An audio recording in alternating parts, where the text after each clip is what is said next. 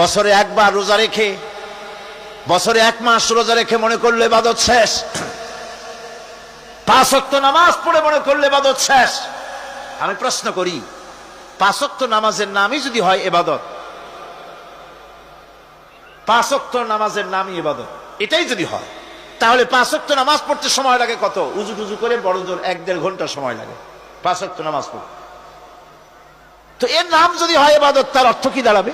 অর্থ দাঁড়াবে আপনি 24 ঘন্টার ভিতরে 1 থেকে 1.5 ঘন্টার জন্য আল্লাহর গোলাম, বাকি 22 ঘন্টার জন্য শয়তানের গোলাম হতে কেউ রাজি আছেন?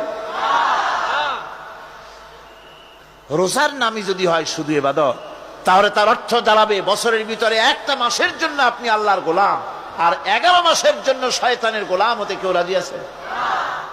তাহলে বিষয়টা কি? বিষয়টা হচ্ছে নামাজ, রোজা, হজ, যাকাতি শুধুমাত্র ইবাদত নয়, আনুষ্ঠানিক ইবাদত তো বটেই, কম্পালসারি ইবাদত তো বটেই, কিন্তু শুধুমাত্র নামাজ, রোজা, হজ, যাকাত ইবাদত শুধুমাত্র নয়, এগুলি হচ্ছে ইবাদতের পার্ট, ইবাদতের অংশ।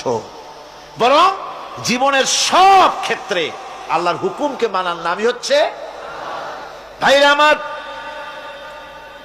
একদিকে নামাজ রোজা করছি, অন্যদিকে আল্লাহর আইনের প্রতিটি ধারাকে লঙ্ঘন করে চলছে, মিথ্যা ওয়াদা করে, মিথ্যা কথা বলে, সুদ খায়, ঘুষ খায়, জেনা করে, এরপরে অন্যের হক নষ্ট করে, প্রতিবেশীর হক নষ্ট করে, হারাম মাল খায়, হকদারের হক নষ্ট করে, প্রতিবেশীর হক নষ্ট করে, জিন্দা মুর্দা মানুষকে নিজের জন্য শক্তিধর বলে মনে করে, এক টুকরা রুটির জন্য অথবা এক ফোঁটা, এক ঘটি পানির জন্য কাফেরের কাছে হাত পেতে দাঁড়ায়া থাকে। এই যদি অবস্থা হয়, এটাই যদি হয় ঈমান, আর এটার নামে যদি ইবাদত হয়, তাহলে এই পৃথিবীর মুসলমানের আজ লাঞ্ছিত কেন? আল্লাহর ওয়াদা কি মিথ্যা?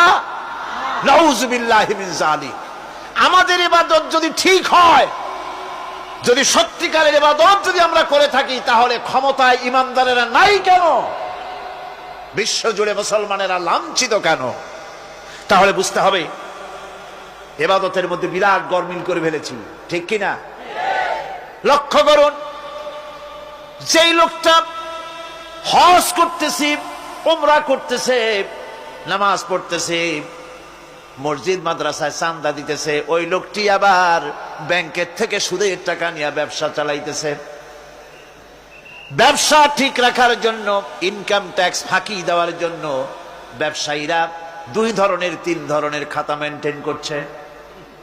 কথা ঠিক কিনা?